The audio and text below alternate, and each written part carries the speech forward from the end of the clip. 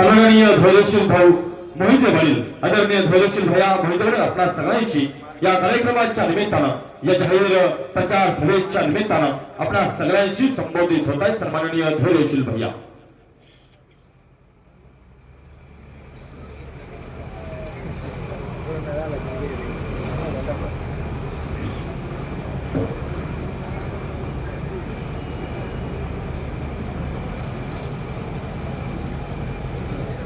भाषणाला सुरुवात करण्यापूर्वी मी आपल्या राज्याचे उपमुख्यमंत्री आदरणीय अजितदादांना भावपूर्ण श्रद्धांजली वाहतो.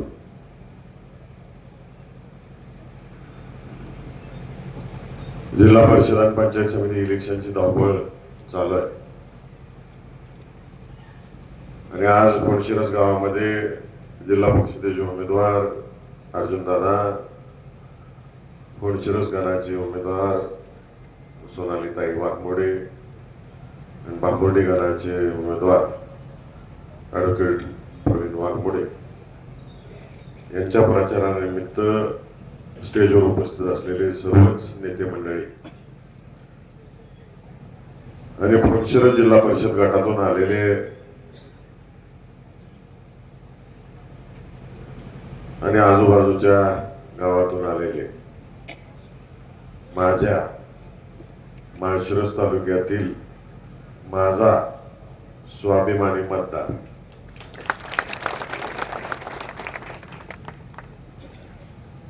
लोकसभा इलेक्शन पासून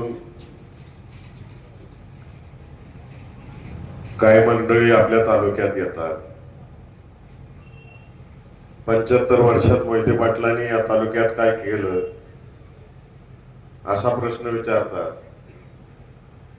त्यांनी काहीच केलं नाही आणि 5 वर्षात सगळं केलं अशी भाषणं आपण सगळ्यांनी ऐकलेली आहेत. बाबा आम्ही काही केलं नाही आणि मोहिते पाटलांनी एकट्यानं कधी केलं नाही. जे काही या तालुक्यात मोहिते पाटलांनी उभं केलं ते इथं बसलेले जेवढे मतदार आहेत यांच्या मागच्या पिढीच्या लोकांना घेऊन सकार महर्षी शंकरराव मोहिते पाटील साहेबांनी सुरुवात केली. आम्ही एकट्याने नाही केलं. तुमच्या मागच्या पिढीने आमच्या आजोबांना साथ दिली म्हणून सुरुवात झाली विकासाची या माळशिरस तालुक्यामध्ये. जेव्हा या तालुक्यात 3 खासगी कारखाने होते त्या खासगीकरणाच्या विरोधात सभासदांच्या मालकीचा सर्वसामान्य शेतकऱ्याच्या मालकीच्या संस्था उभा करायचं काम सकार महर्षी शंकरराव मोहिते पाटील साहेबांनी केलं. काय काय उभं राहिलं? सकार महर्षी कारखाना उभा राहिला, शंकर कारखाना उभा राहिला. तुम्ही सगळ्यांनी पैसे नव्हते, घरच्यांचे दागिने गहाण ठेवले. शंकर कारखान्याला पैसा मिळत नव्हता म्हणून सकार महर्षींनी स्वतःची प्रॉपर्टी जिल्हा मध्यवर्ती बँकेला गहाण ठेवली. मग शंकर कारखाना खासगीचा सभासदांच्या मालकीचा कारखाना झाला. शिक्षण प्रशासक मंडळ उभं केलं, त्यातून हजारो विद्यार्थी शिकतात. आज बांधलिंग विद्यालयात अनेक विद्यार्थी शिकतात. इंजिनियर, डॉक्टर झालेत आपल्या या विद्यालयातून. शिवामृत दूध उत्पादक संघ उभा केला, शिवशंकर बाजार उभं केलं, कृषी उत्पन्न बाजार समिती उभी केली, शिवपार्वती शिक्षण संस्था उभी केली, शिवरत्न शिक्षण संस्था उभी केली. अनेक संस्था आहेत, अजून छोट्या छोट्या 8-10 संस्था आहेत की सगळ्यांची नावं घेत बसलो तर वेळ जाईल. तर काय उभं केलं? या संस्था उभ्या केल्या. आज सदाशिवनगर कारखाने सभासद किती? 8,600 सभासद आहेत. अकलूज कारखाने सभासद किती? 24,000 सभासद आहेत. यांचा ऊस जातोय, यांना डिव्हिडंड मिळत असेल, काही ना काही लाभ या संस्थेच्या माध्यमातून मिळतो. नुसतं कर्मचाऱ्यांची जर संख्या काढली आपल्या संस्थेची तर 4,063 इतके कर्मचारी आहेत, डायरेक्ट कामगार. त्याच्यावर जगणारे कामगार वेगळे, म्हणजे ट्रॅक्टर चालवणारे, पंक्चर काढणारा, ह्या पंपवाले हे वेगळंच, दुरुस्ती करणारे सगळंच वेगळं, त्याकडेच जात नाही. 4,063 कामगारांचा पगार नुसता 137 कोटी रुपये आपल्या माळशिरस तालुक्याच्या बाजारपेठेत होतो आणि त्याची उलाढाल होती. ऊसाला भाव मिळणार, दुधाला भाव मिळणार, इतर सगळ्या गोष्टी आहेत, शिक्षण संस्थेत पगार होणार, यातून उलाढाल होते. समृद्धी आली, आपल्या नेते मंडळींनी दूरदृष्टी ठेवली, समृद्धी आली.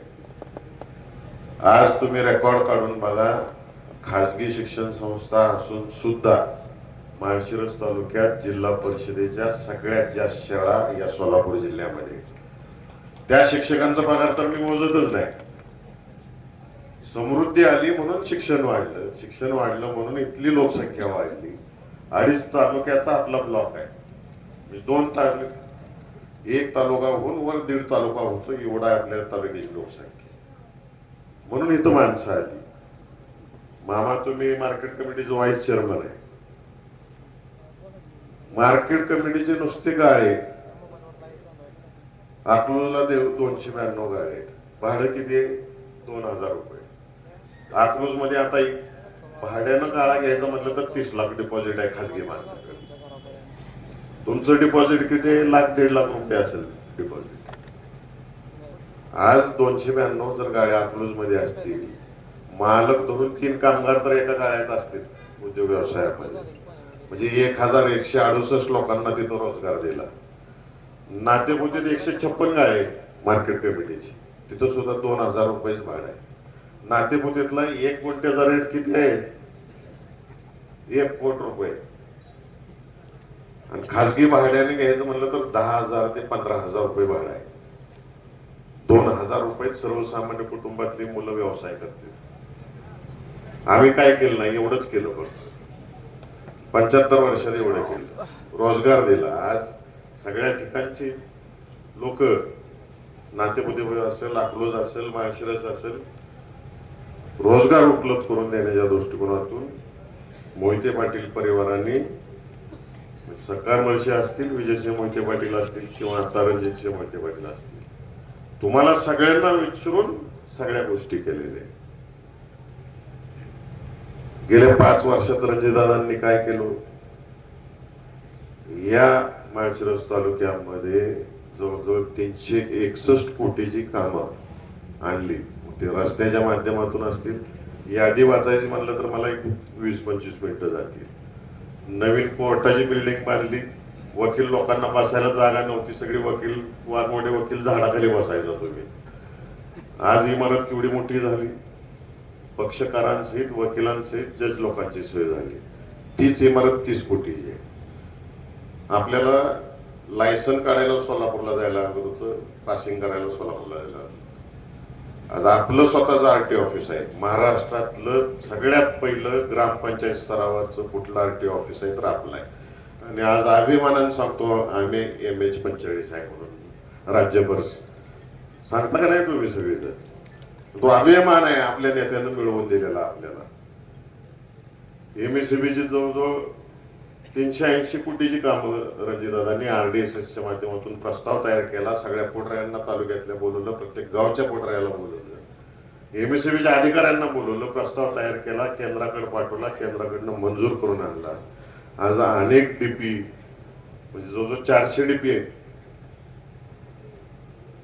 खरं रणजितदादांनी किंवा धैर्यशील मोहिते पाटलांनी किंवा उत्तम जानकरांनी कुठं रील काढली नाही ते DPला झेंडा लावताना आणि हे करताना.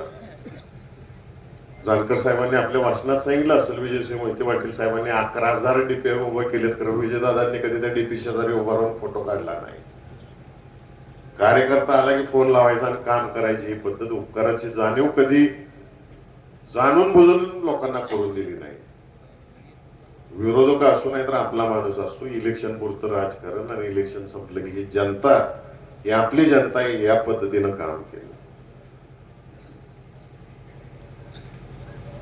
जल जीवन मिशनच्या माध्यमातून पाणी पुरवठा योजना रणजितदादांनी बैठक घेतली. सगळ्यात जास्त अख्ख्या जिल्ह्यात सगळ्यात जास्त गावांचा समावेश कुठला झाला असेल तर तो आपल्या माळशिरस तालुक्याचा आहे. 117 पैकी 96 गावं पाणी पुरवठा योजनेत बसली आपली. आणि त्याला निधी किती आला आपल्या तालुक्यात? 156 कोटी निधी आपल्या तालुक्यात आला. मोठी गावं माळीनगर, संग्रामनगर, यशवंतनगर, बोरगाव, निमगाव, फुलशिरस, वेळापूर, पाणीव 287 कोटीचा निधी आला. नगरपालिका झालेला मी ती हिशोब तर सांगतच नाही, ती साधारण 2000 कोटीचा निधी आहे. रस्ते, गटर, पाणी पुरवठा यासाठी आलेला. जलसंधारणाची कामं किती झाली? तालुक्यातल्या 68 गावात कामं झाली. ओढ्यावर 18 ठिकाणी बंधारे बांधले. 8,96,00,000 रुपयाचा निधी आला. कुठल्या कुठल्या गावांना फायदा झाला? बाम, कनेर, इस्लामपूर, धर्मपुरी, बोरगाव, चोंडरसवाडी, पणबावी, डोंबारवाडी, कुडूस, वेळापूर. पाझर तलावाचं साठवण तलावात रूपांतर केलं. फडतरी, गुप्तलिंग, जळबावी, कारोंडे, शिंगोर्णी, गोरडवाडी, पिसेवाडी, कुडूस, चाकोरी, नातेपुते, लोणंद, कोणशिरस, सुळेवाडी, मोठेवाडी, येळूर, जाधववाडी, देशमुखवाडी, कोळी या सगळ्या गावांसाठी फायदा मिळवून दिला. रणजितदादांच्या आमदार फंडातून जवळजवळ 10,15,00,000 रुपये आजपर्यंत खर्च झाले. जिल्हा नियोजन समितीच्या माध्यमातून 8,23,00,000 रुपये फक्त गेल्या 2024-25 मध्ये आले. 5 वर्षाचा हिशोब सांगत नाही मी. आणि गेल्या अनेक वर्षाची मागणी होती.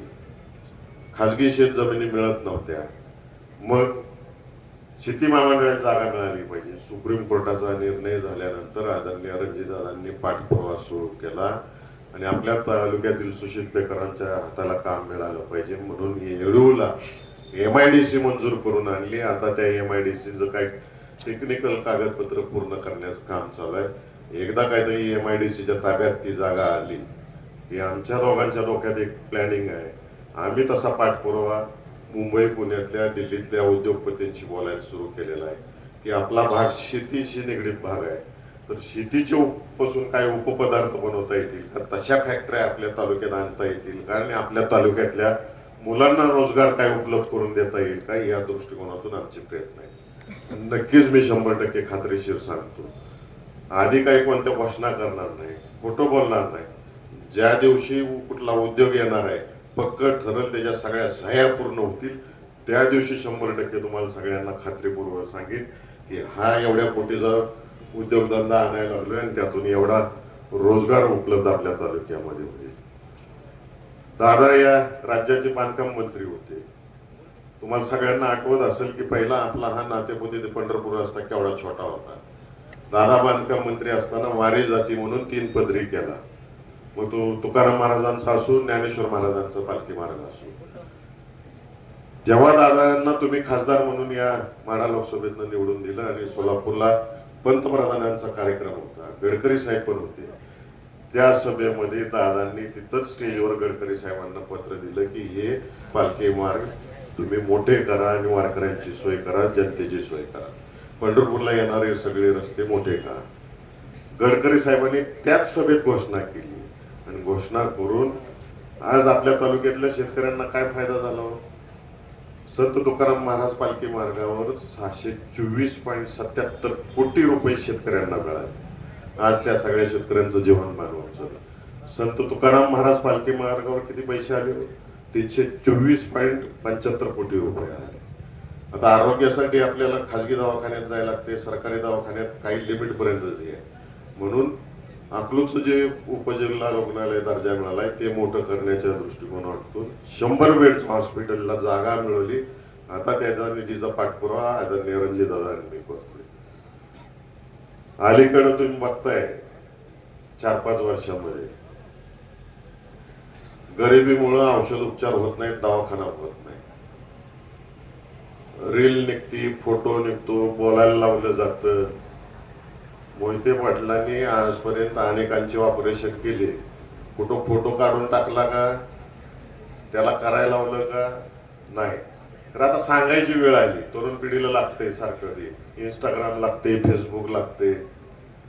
तुम्ही सगळ्यांनी मला ज्यावेळेस खासदार केलं, खासदार केल्यापासून मी जवळजवळ 37 लोकांचे उपचार केले आणि केंद्राकडून मी 86,15,000 रुपये लोकांना मिळवून दिले.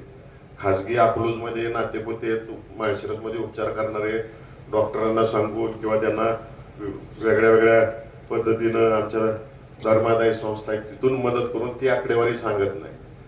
कारण का एखाद्याला मदत केली, दान केलेलं कधी सांगायचं नसतं, त्याचा गाजावाजा करायचा नसतो, आणि ती आमची संस्कृती नाही.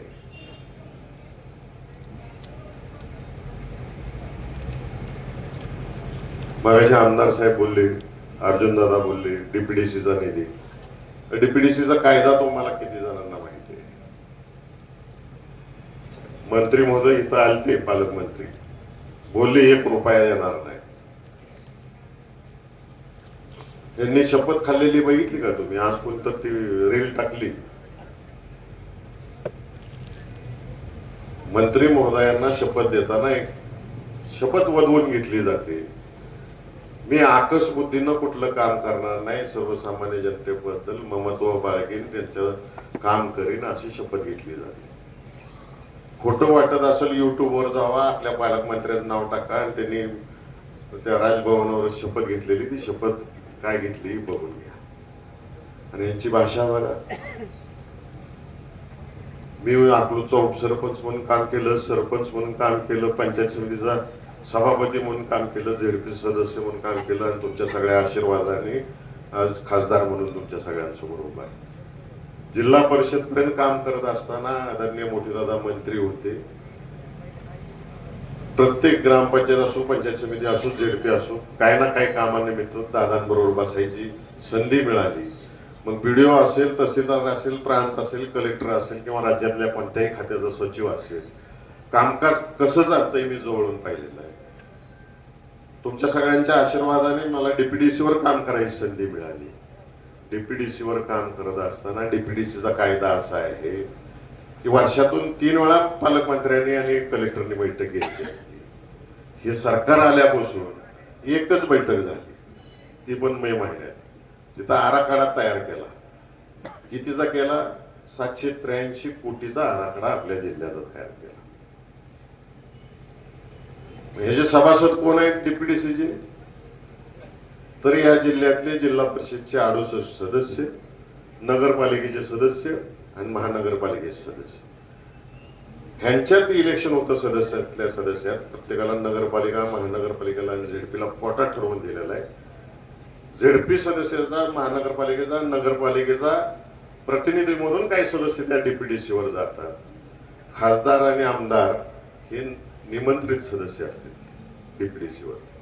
पण हे सदस्य गेले, आता जातील सगळे इलेक्शन झाले, शेवटचा टप्पा चालू आहे. हे निवडून गेल्यानंतर तिथं 522 सदस्य भागिले 783 जर केलं तर किती होतंय?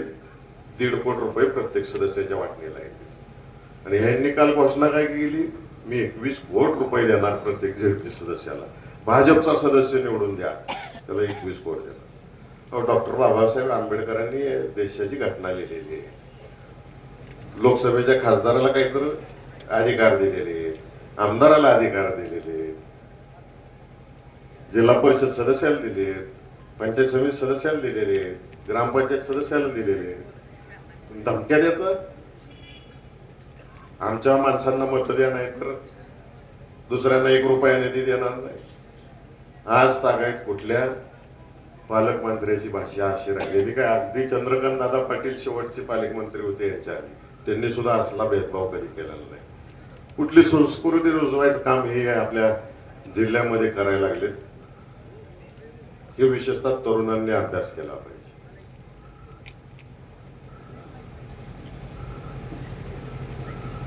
आपल्या जिल्ह्यामध्ये जवळजवळ 1009 पाणी पुरवठा योजना मंजूर झाल्या. त्यापैकी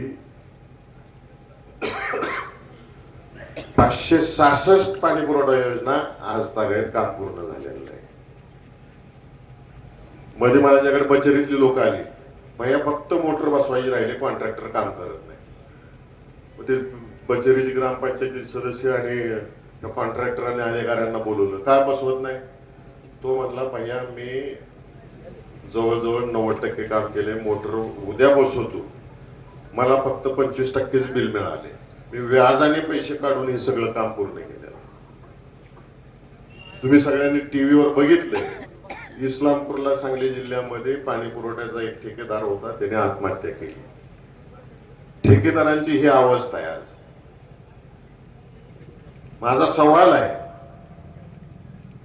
पालकमंत्र्यांना, तुमचंच खातं ग्रामविकास खातं, खाली बी तुमचं सरकार, वर बी तुमचं सरकार, मग गेल्या 1 वर्षामध्ये या सोलापूर जिल्ह्यातल्या आणि महाराष्ट्रातल्या पाणी पुरवठा योजना पूर्ण का झाल्या नाहीत? आता इथं वयस्कर माणसं बसलीत, त्यांना अजून सुद्धा रेडिओ ऐकायची सवय आहे.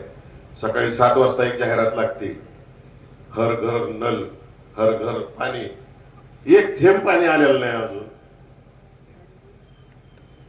मग हे शोधत शोधत मी केंद्रात गेलो, तिथल्या सचिवाला भेटलो, म्हणलं तुम्ही पैसे का दिले नाहीत? ते म्हणले केंद्राच्या वाट्याचा रुपया आम्ही खाली दिलेला आहे, महाराष्ट्र शासनाने त्यांचा हिस्सा भरलेला नाही. हे राज्याचे ग्रामविकास मंत्री आहेत, पाण्याचा जलजीवनचा विषय ह्यांच्याकडे येतो. सोलापूर जिल्ह्याचे पालकमंत्री आहेत, पालकचा अर्थ काय हो? तुम्ही आई वडिलासारखं या जिल्ह्याला सांभाळलं पाहिजे. 566 गावांना अजून पाणी मिळत नाही. या वर्षी हवामान खात्याने सांगितले पाऊस कमी पडणार आहे, म्हणजे आमच्या आया बहिणींनी घागरे घेऊन 2-2 किलोमीटर पाणी भरायला जायचं काय? आता ही परिस्थिती आहे. मोठ्या गप्पा मारायच्या, आम्ही हे केलं, आम्ही ते केलं, घंटा केलं.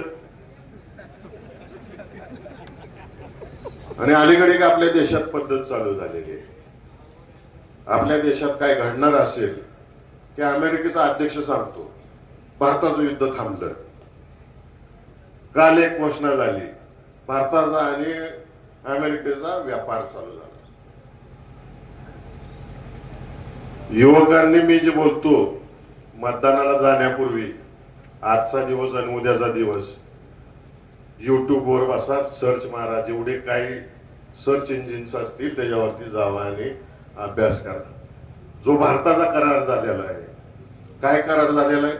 भारतातून जेवढं काय उत्पादन होईल, जे अमेरिकेत विकलं जाईल त्याच्यावर 18% टॅक्स. पहिला किती होता? 50, त्याने 18 वरती आणलं. आणि अमेरिकेतनं जे भारतात येईल त्याच्यावर 0%.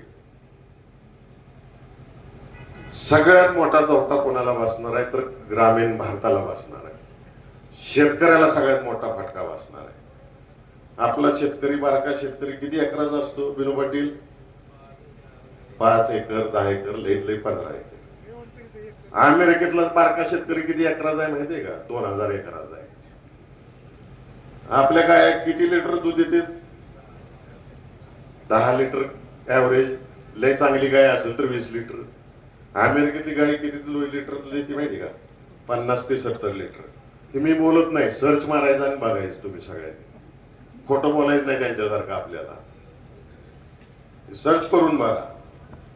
म्हणजे आज जे आपले या भागातले खाजगी असतील, सहकारी तत्वावरचे दूध संघ असतील, जे काही पदार्थ बनवत असतील, चीज बनवत असतील, तूप बनवत, श्रीखंड, दही, लस्सी, मसाला दूध, जे काय बनवत असतील दुधापासून, तर तिथं त्यांचं उत्पादन जास्त असल्यामुळं तिथलं सरकार वर्ण सबसिडी देते आणि ते माल आपल्यापेक्षा स्वस्त दरात येणार आहे.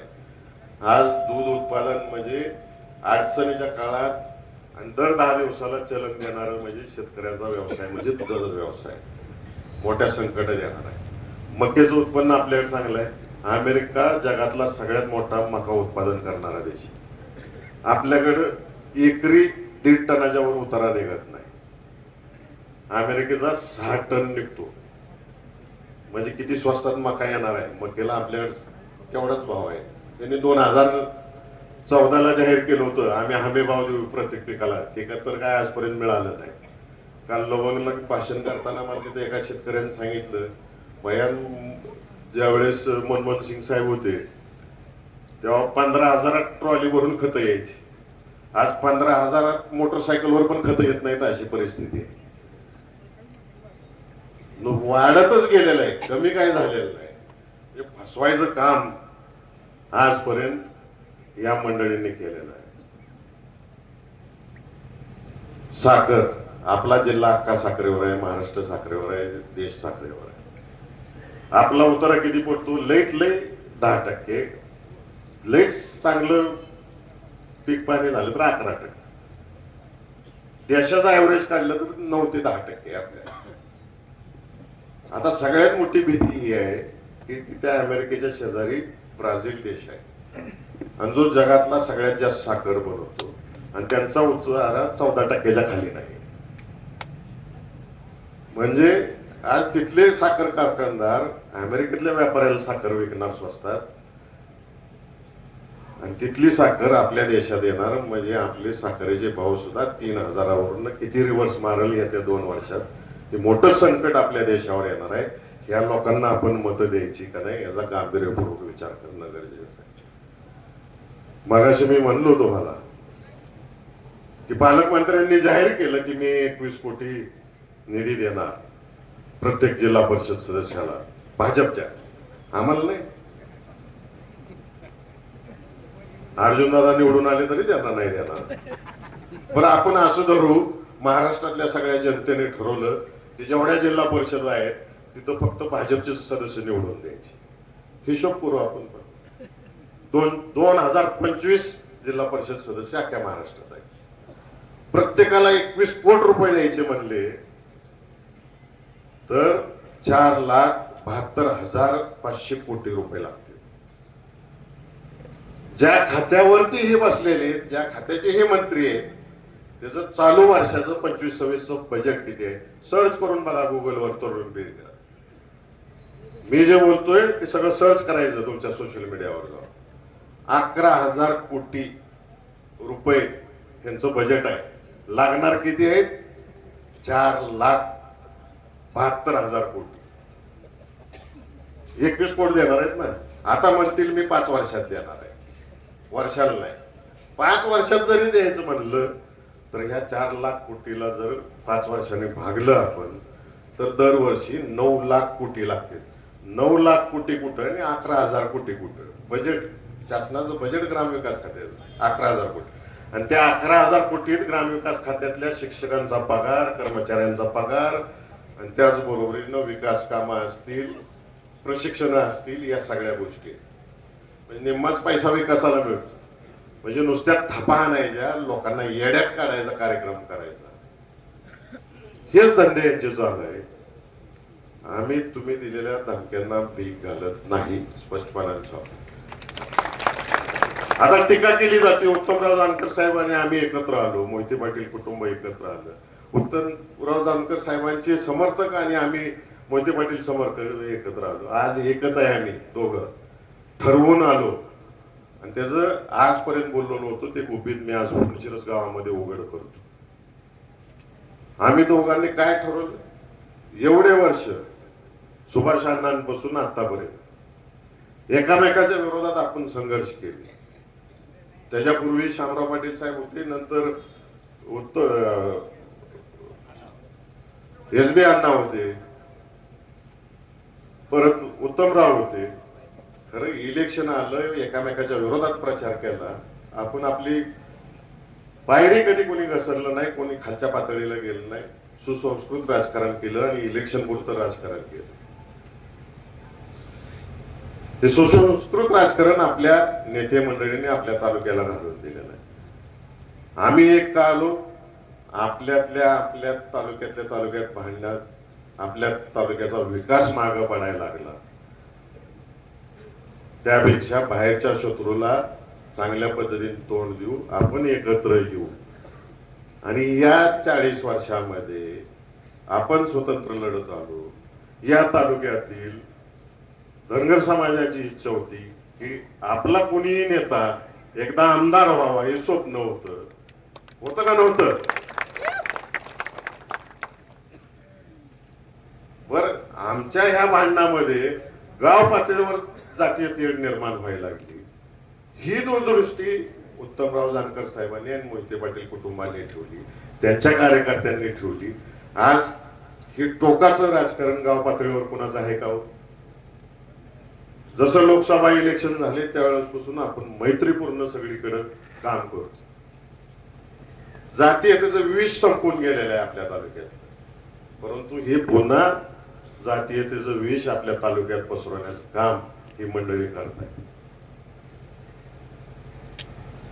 जानकर साहेब बोलले 13 महिन्यात 13 रुपये दिले नाही. पालकमंत्री महोदय म्हणले त्यांच्या लायकीप्रमाणे दिले. माझा सवाल आहे पालकमंत्र्याला, आदरणीय जानकर साहेब हे या माळशिरस तालुक्यातल्या जनतेच्या मतावर निवडून आलेले आहेत. लोकांनी निवडून दिले, लोकांनी कौल दिलेला आहे. त्या मताचा अपमान करताय तुम्ही, लोकांची लायकी काढताय, आमच्या आदित्यरावाची लायकी काढताय. हा माळशिरस तालुका शांत बसणार नाही बिलकुल. ह्या इलेक्शनला तुमचा सुपडा साफ केल्याशिवाय माळशिरस तालुका शांत राहणार नाही. आमच्या आमदारांची लायकी काढतो तुम्ही. तुम्हालाच तुमची खाती चालवायची अक्कल नाही आहे. नुसत्या मोठ्या घोषणा करता, 1 रुपया येऊन देत नाही, लोकांची कामं पूर्ण करत नाहीत. 3-3 वर्ष झालं आपल्या तालुक्यातली रस्ते अर्धवट स्थितीत पडलेले आहेत. सगळे लोकांचे काय हाल चाललेले, ह्याच्याकडे बघायचं नाही. इथं येऊन आमच्या तालुक्यात दम देत आहे. प्रशासन कसं चालवायचं ह्याची अक्कल आम्हाला सुद्धा आहे. बाबासाहेबांनी आम्हाला अधिकार दिलेले. डीपीडीसीची मिटिंगच काढा तुम्ही फक्त पालकमंत्री महोदय. 3 खासदार आहेत विरोधी पक्ष नेते पक्षातले, 6 आमदार आहे आम्ही. कशी ती डीपीडीसी चालती बघू. रुपया तुम्हाला सगळ्या सदस्यांचा द्यायला लागेल. जनतेचा पैसा आहे, जनतेने टॅक्सच्या रूपात भरलेला आहे आणि इथल्या जनतेने मागणी केलेली आहे.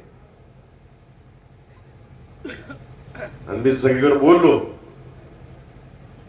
मला लहानपणापासून घोडे सांभाळायची सवय आहे. घोडं सांभाळणाऱ्याच्यात एक मन आहे, घोड्याच्या अंगात 72 खोड्या असते, त्याच्यावर मांड टाकून बसणाऱ्याच्या अंगात 73 खोड्या लागते. त्या 73 खोड्या माझ्या अंगात आहेत. तुम्हाला कसं सरळ चालवायचं या अक्कल मला. 75 वर्ष काय आम्ही मोठ्या कळू का, आमच्या डीएनए मध्ये पण आलंय ना, जवळून बघितलंय सगळं. या सोलापूर जिल्ह्यातल्या जनतेवर अन्याय होणार नाही ही जबाबदारी 100% आमची आहे. आणि मी आणि उत्तमराव जानकर तर यांना अजिबात घाबरत नाही. दाखवतोच हिसका काय आहे ते माळशिरस तालुक्याचा आणि सोलापूर जिल्ह्याचा. एवढंच या ठिकाणी बोलतो. आणि तुम्ही सगळ्या सदस्यांना तुतारी वाजवणारा माणूस या चिन्हासमोर बटन दाबून तुमच्या सगळ्यांची सेवा करण्याची संधी उपलब्ध करून द्यावी असं मी या ठिकाणी विनंती करतो आणि आपल्या सर्वांची रजा घेतो. जय हिंद, जय महाराष्ट्र.